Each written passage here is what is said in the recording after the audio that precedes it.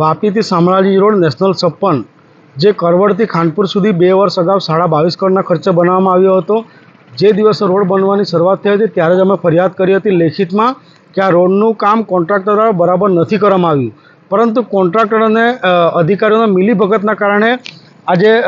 જે માન નદીનો પુલ છે ત્યાં 2 જગ્યાએ કાણા પડી ગયા છે અને આ રસ્તો બંધ કરવાની નોબત આવી છે। જો કદાચ અધિકારીઓ ત્યારે જો આ કોન્ટ્રાક્ટર પર એક્શન લેવામાં આવ્યું હોત તો આજે પ્રજાએ હાલાકી ભોગવવાનો વારો ન આવ્યો હોત, કારણ કે